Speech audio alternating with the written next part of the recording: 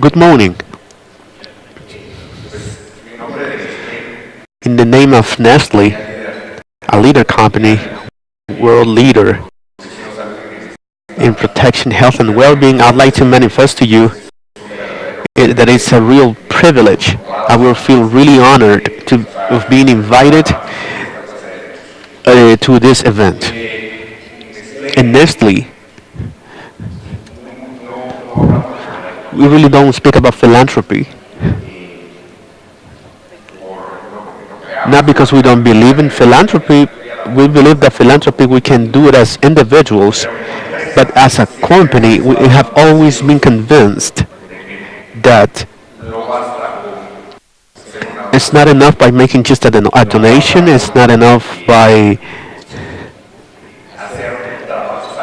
doing isolated works. Definitely, we have the commitment.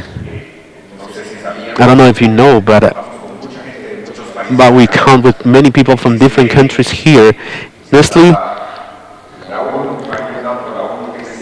the UN has 193 nations or member states.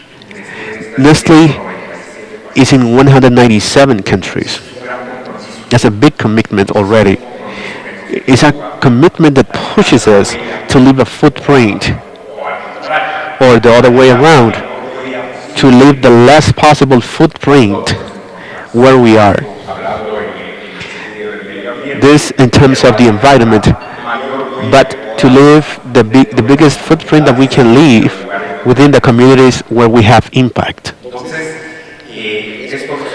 So this has led us to, from its foundation, Nestle started 141 years in Switzerland, and from its foundation, it has been, its DNA has been of helping. It's born because of, it's born for a reason, which is nourishment of babies in Switzerland. Incredibly, 151 years. I said incredibly because Switzerland is one of the most developed countries in the world now. But 151 years ago, the children were starving in this country, and the founder of the company creates the wheat, dairy wheat product, which is called Cerelac, that has been in the market for over 150 years, and that is how the company was created, with a vision of helping and for the promotion of nutrition in children of the lowest ages, youngest children. And I go to this genesis of the company because always our DNA. Today we speak about healthy companies, and in our DNA has always been marked for being a company for nutrition, health, and well-being. Nowadays in Guatemala, there are many foreigners, but I see also many people from here, from Guatemala, and the corporate sector has gone through turbulent moments. Moments in which we have recognized that, yeah, we have done things right, but we're still, and we have still much space to do things even better.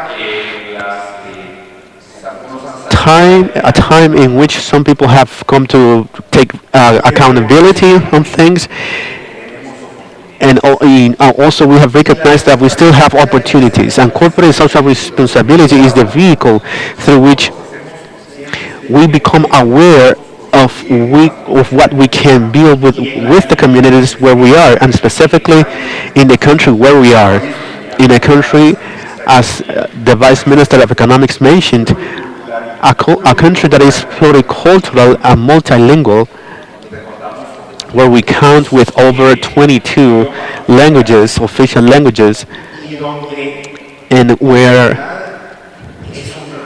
it's a true challenge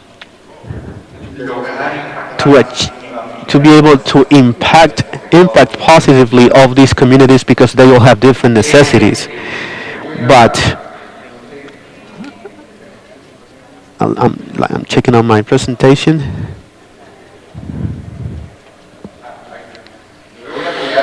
I'm going to use this presentation right now. We don't call it, Nestle, we don't call circular economy. How, but I still wanted to call it like that because I understand that there's many people that know this concept, and it's very common right now. And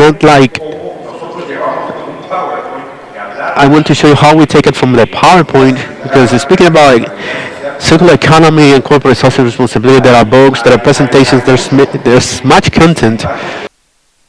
However, taken into the daily actions in the corporation is a daily work to do, and it's hard work to do, and that's where many really wonder and ask. I have the privilege of working in a company that has tried, has made mistakes, has retaken the path, and we're still trying, and we're convinced that we're going through the right path. So we at Nestle, we call it shared value creation. As I mentioned, we do not practice philanthropy, but we practice this, which is the DNA of the company, and we call it shared value creation. But this pyramid has at its base something that is fundamental, something that is fundamental nowadays in our countries in Latin America, but mainly in the moments that Guatemala is going through right now. The famous word compliance. Gentlemen, dear entrepreneurs, we cannot to think of speaking of corporate social responsibility or speak about programs of corporate social responsibility or speaking of shared value if in our base of making business, if we don't do those business in the right way, if we don't do them with respect to all the legislation, to all our policies, and to all the practices that are involved within it, within the industry. So based on compliance, and here we speak not only compliance for judicial things, because 2 or 3 years ago here in Guatemala we were using expression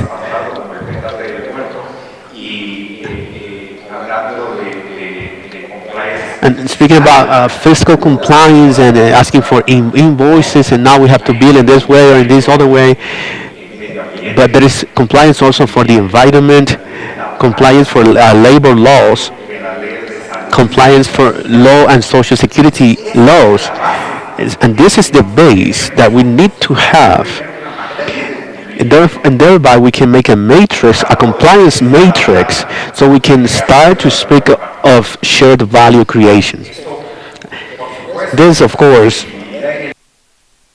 sustainability in time. If we don't have a compliance culture and if we don't have it as the main foundation for our activities, we're not going to last 150 years. To last 150 years more, we need to have this solid base. And later, then we can speak about the creation of shared value. As I was telling you,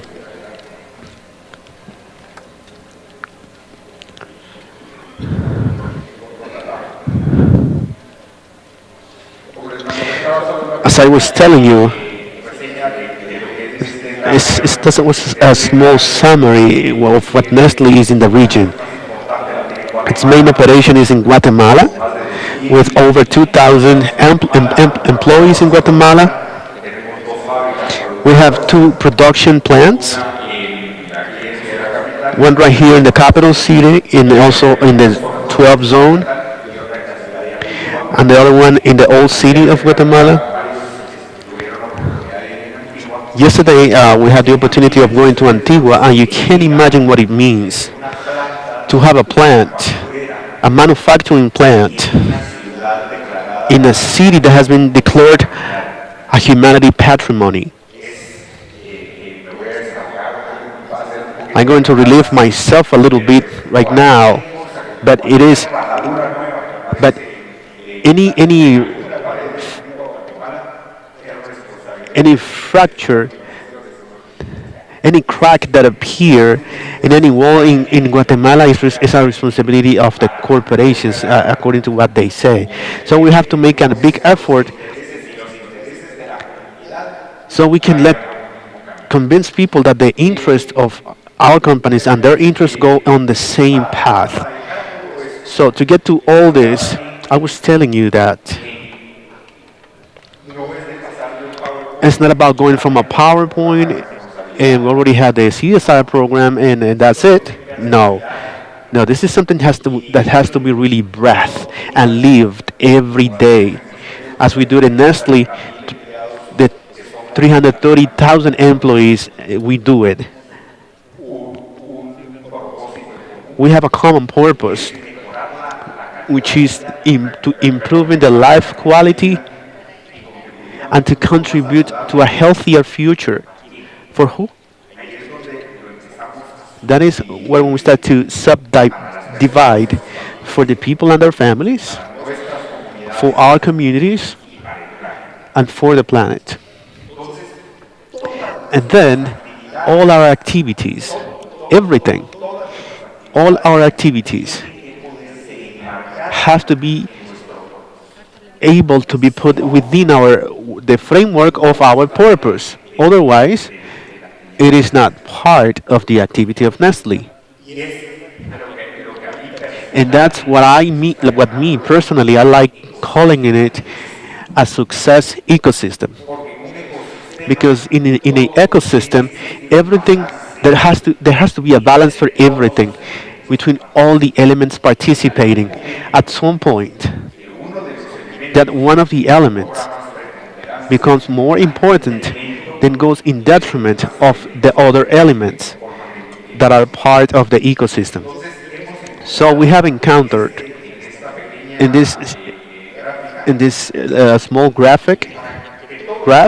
that everything we do is based on improving the life quality and having a healthier future for the people and their families, for our communities, and for the planet. So this is pretty much like the guide map, and it is from there that all the activities start off being supported in each one of these pillars. Here's a little on how these three activities, if you can see in the orange area, we work directly with the agricultures, with the farmers. We foster employment with dignity and good working conditions. This is especially for our communities, for the planet. We use responsible factory practices for the people and the families.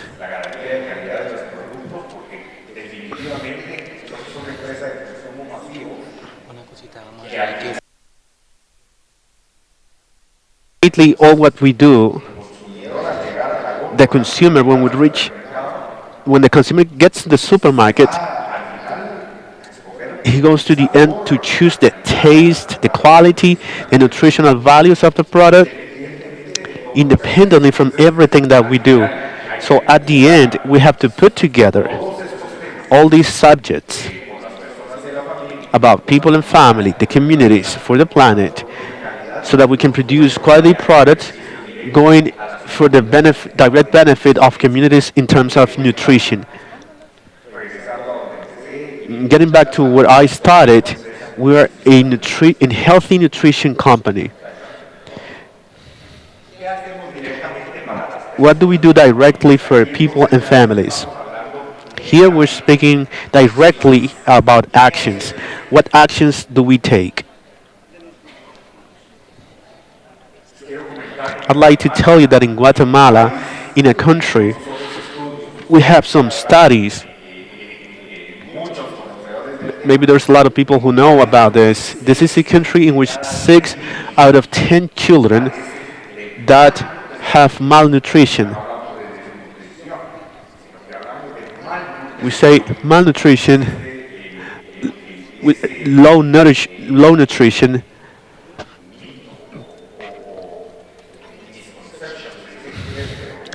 There is the misconception that if the boy is a little chubby, he's well fed. Then you can say, oh yeah, he's so healthy. Look at him. He's so fat and he's fine. He's well fed. Without knowing all the repercussions that this can have on the long term for the child. So in a country like Guatemala, in which we have many problems of malnutrition, there was the challenge that the company that within the portfolio has a product. Everybody in Guatemala knows this because it's a product that has 100% of market penetration.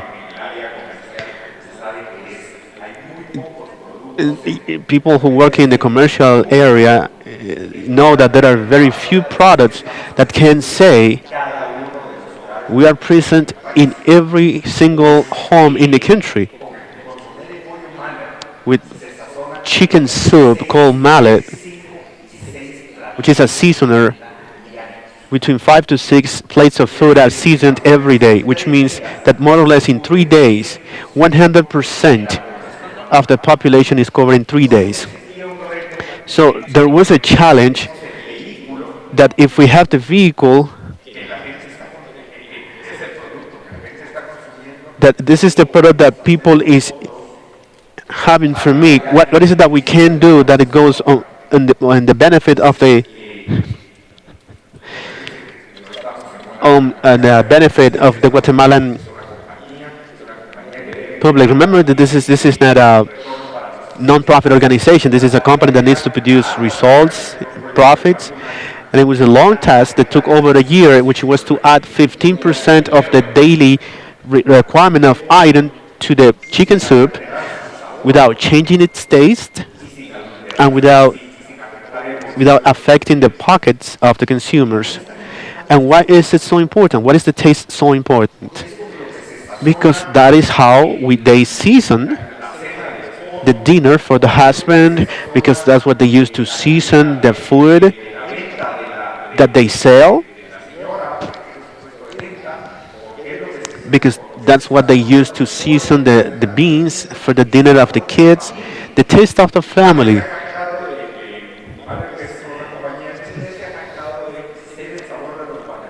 And this is the taste of the Guatemalans. This has been determined as the taste of the Guatemalans. So it was a risk, a tremendous risk, that the leader product to play with the original formulation, trying to take nutrition to the Guatemalans. But it was definitely, that was a commitment from the company. And 1 year and a half later, I can tell you that it was a successful project. Without increasing the price and without altering the taste, we took every day 15% of the daily requirement of iron to the Guatemalans. This we have done, and also with our drinks, with our powdered drinks, and with all our portfolio of Maggi soups. This at the Central American level, 700 million portions a year.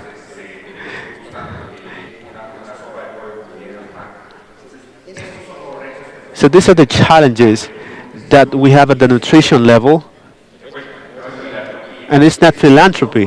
That is how we leave a fingerprint, because we are the leader in healthy nutrition, and we have to take this to the consumers. But we don't stop there. And I was telling you about the false beliefs that if the child is chubby and a little fat, he's a sound boy. We definitely have a muscle. We have a program, an education program. We have alliances with schools and communities, and also the municipalities of Guatemala, and also with the Ministry of Education and some other strategic partners, including mass media, and we have taken it for us to do the task of educating people, educating parents, educating teachers of education centers, and to educate children in the promotion of good eating habits. This is a campaign that only in airtime, in the channels, in radios, and in the media has had an exposure of over $6 million. This is a collective effort. It has been reached through alliances. Well, for channels, the airtime is costly for them, but we have been capable of convincing these media on the necessity of creating impact in Guatemala. So, leading this campaign, being leaders in the industry of this campaign, we have been able to reach strategic partners. And today we have come, this campaign has gotten to be known directly or have contact or interaction in Facebook pages by over of 2 million people in Guatemala. So this is our commitment to take good products that really feed the people, but also educating the population on eating them, as well as the promotion of healthy lifestyles.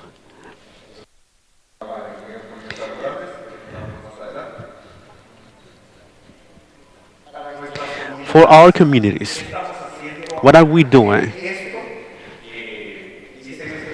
I made this summary in the company. There are many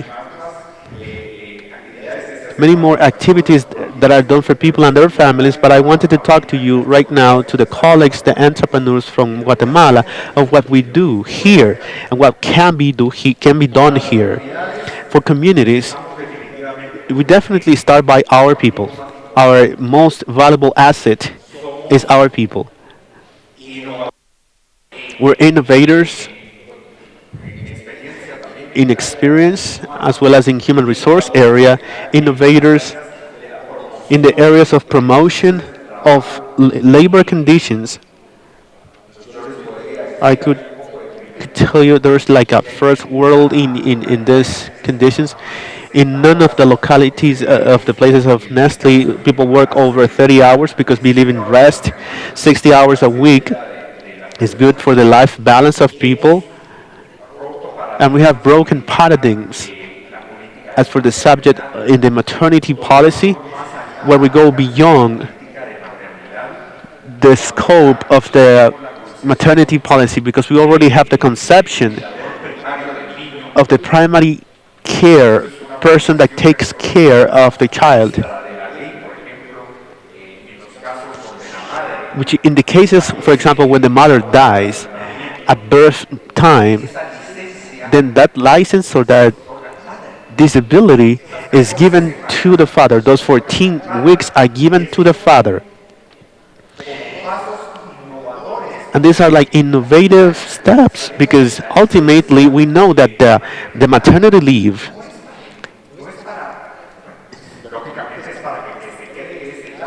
is, of course, for the creation of the bond between the mother and the child. But if the mother is not there in this case, then it should be we grant this benefit to the people, especially to our collaborators. So definitely, it is in this type of practices how we feel that we can collaborate directly to generate a life balance and to strengthen the Guatemalan families, starting from homes, starting with the 2,000 families that directly depend on us here in Guatemala, and the 330,000 of that depend on Nestle all around the world. The initiative for the youth. This is a project. I think Fundazúcar is here with us. It's a project that we have Fundazúcar as an allied. We realized this is a world program also implemented in Guatemala. We realized that the youth start trying to get a job and then they are required experience. But how are they going to have experience if they haven't received the first opportunity to work. So, what is first? So what is first, the chicken or the egg? That's a mystery that we're not going to be able to solve here. But we say, yeah, okay, definitely we cannot employ all the young people that are coming out of universities in the different countries. But what we can do is to make alliances with the industry, with other companies. What for? To promote practices, labor practices, trainee programs, internships, as well as teaching in the various universities how the personal brand should be when it comes to finding a job. We support them with their interviews and how their social media management be, which is so important nowadays. Internet is a technology that gives us immediate information and transparency, and it is so easy to see the resume of a person, and then you can log on to his social media and see how what the resume contains is consistent with what he has on his photos and what he has in social media. So this nowadays we have touched over 2,000 young people here in Guatemala with the network of alliances with the Ministry of Education and the Ministry of Work, Labor Ministry. We work together through the initiative with young people. This is a commitment of employing the Guatemalan youth because gentlemen, people from Guatemalan entrepreneurs were about to receive a demographic bonus that might come to us after 2023. 60% of the Guatemalan population will be within 15 and 27 years of age. What are we going to do with these people, with these boys? What are we going to do with these millions of boys if we are not preparing our corporations, our companies to receive these people when they are in the age suitable for work? Inclusion subjects, inclusive companies, as they say over there, but inclusive for women, inclusive with young people, inclusive for people with disabilities, inclusive in Guatemala.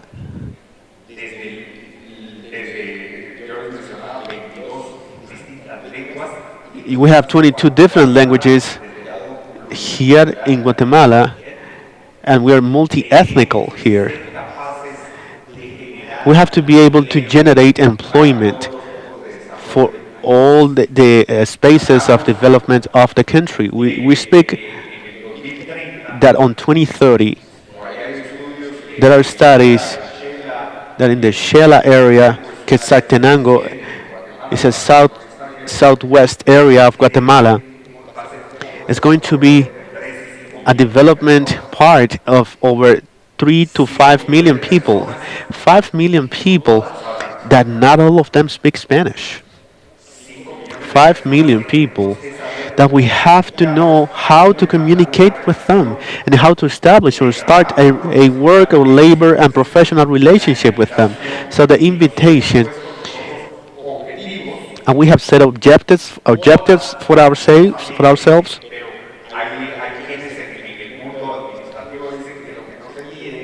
In the administrative world, people say that what cannot measure cannot be improved. So we have the quotas.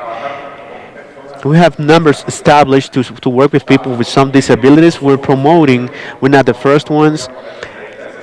We're not the first ones, of course, but we are promoting to work a line of maquila, tying our products with people with Down syndrome. It's a repetitive activity that we know that they can't do it because other companies have already done it. And it is this type of initiatives to which we have set objectives and we can measure them. We measure the balance of gender between men and women. We definitely have much more to do. We're about like 33-67 in the balance. Would like to reach a 50-50 balance, men and women. We have activities that are conceived for men, but not necessarily for sales or for warehouse or the fabrication areas. So we want to promote these types of activities also for women.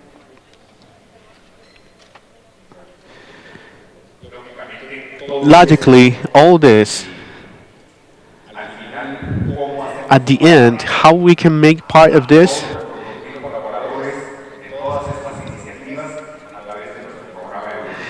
it is through our volunteer program that we can reach most people. This is how they go to the schools to speak to kids about a correct nutrition. They go to environment activities. They go to activities for youth. They go to universities, to forums, to universities to speak about what a good interview should have or what a profile should have. So it's like this how we achieve that all our collaborators can live and can feel part of the purpose of the company.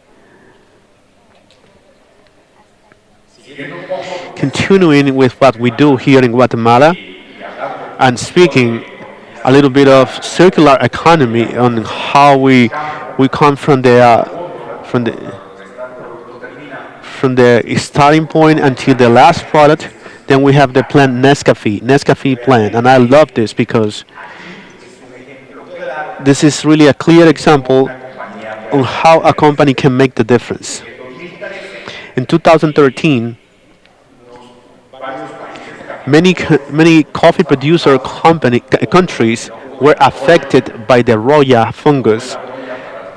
The Roya fungus, for those who don't know it, is a fungus that affects directly the leaves and also the fruit of coffee, turning it, making this be lost. Most of its productivity is lost, and the coffee is not of good quality. In a coffee production country like Guatemala, and many of our Colombian partners here, also countries that used to depend. Yesterday, I was told that Colombia doesn't depend about on coffee so much, but coffee that are very much coffee producers. It was a big impact for the economy. What do we do? What does the company do? From 2013 until now, we have donated to over 9,000 families that produce coffee in Guatemala, over 4.5 million plants that are resistant to Roya. This starts from the genetic research, from the creation of the seed, for the production of the plant that is resistant to Roya, the logistics of donating the plant, of educating the farmers that produce coffee for good practices of growing so they can increase, so they can have a better quality product. And it is here how we go closing the circles. Because what does Nestle earns? But well, yeah, we ensure the provision of a better quality grain. So we're contributing to the economy of the country. Yes, we're doing it. But on the other hand, we are making sure the coffee of Guatemala is like the coffee of Colombia is one of the best coffee grains in the world. We are making sure as a supply of this raw material, which for us, coffee is the third most sell product in the world. So it's a way of ensuring resources for the future. So this is how we start closing the circle, and then we go beyond. Yesterday I was talking with some of you that we go beyond, and we're going to be able to close the circle ultimately. We not only now just buy the coffee grain, but that also that coffee we're going to process it, and it's going to come a product that is called Nescafe Reserva Atitlan, which is going to be cafe 100% Guatemalan, 100% coming from the Nescafe plant. Goes to the Guatemalan consumer, and he's going to be able to buy a coffee that is soluble and instant, 100% Guatemalan, 100% produced with Guatemalan hands by coffee grower families, observing and protecting the environmental laws, the norms of the environment, the labor laws. It's a win-win-win-win for everyone. It's a quality product with a good price, contributing to the economy of Guatemala, contributing directly to the coffee grower families.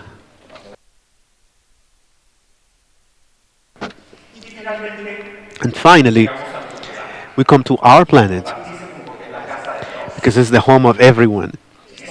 What are we doing? How do we guarantee a better future? How can we guarantee a better future for our planet? What do we do here in Guatemala? In Guatemala, directly, we have various initiatives. We're proud of that. Nestle internationally set the goal that for 2020, all the sites, that's why the logo on the left says 2020, but all its places of Nestle around the world should be zero wastes for the trash. It means that no operation for Nestle, no factory, no office can contribute nothing to the nothing at all.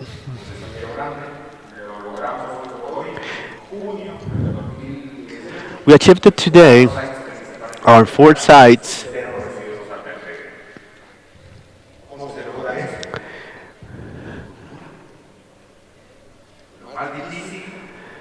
The most difficult thing, even though you're not going to believe it, was the wastes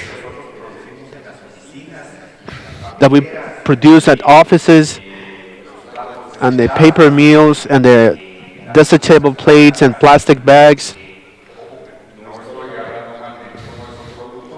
I'm not saying anything bad about those products, but I am speaking bad about the usage that we give them afterwards. So we enter in a campaign of education and awareness so that people can classify this trash first and to commit as a community and we as a company to achieve this objective. It takes effort.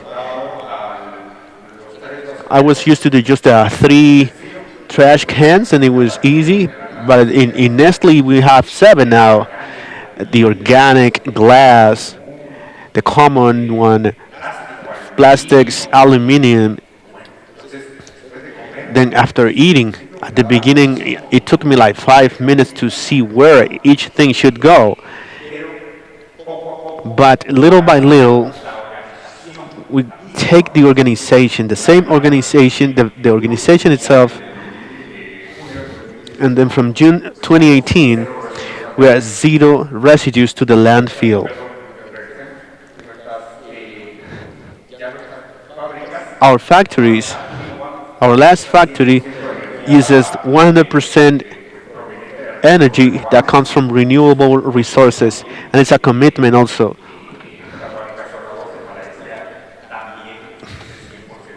That the factory should also this year should also be using energy coming from renewable resources. And finally, the subject wash. The principal product for sale of Nestle around the world is pure water, and water with gas in some cases. And we're running out of water. and that is a concern, a legit concern as a company. How important it is for Nestle to have a good quality coffee and ensure the supply. Then it's also vital for Nestle to make sure that in 20 years we're going to have water. So so we can supply and take to the market pure bottled water. So what are we doing? And it's not enough. I can tell you what we did as company. We as company we reuse the water from the roofs, all the rainwater. It goes to the toilets. We also have dramatic reduction in the water that we use within our manufacturing processes.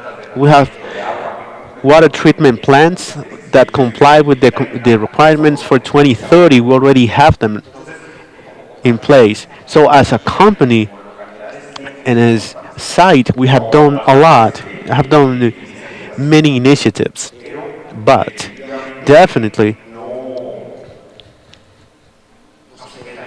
we don't stop there because it's useless for us. An old factory, for example, it's useless for us that the Antigua factory is an example for water reusage if the community of around it doesn't use the water in the right way. So we're going to see ourselves in trouble in 20 years if we as company do not assume the leadership of working directly with the company of Antigua, with the municipality of Antigua, with the water companies of Antigua in the initiative of water storage. So what is it that we do? Lead knowledge to bring experts, promote initiatives of aware usage, conscious usage within the community so we can ensure the supply of water. I saw a while ago that is also the Antigua municipality is promoted. We're working together with Antigua the resanitation of the river Penativo so we can have a clean source and a source that can not only be a source of water but also as a water resource but also as a recreation area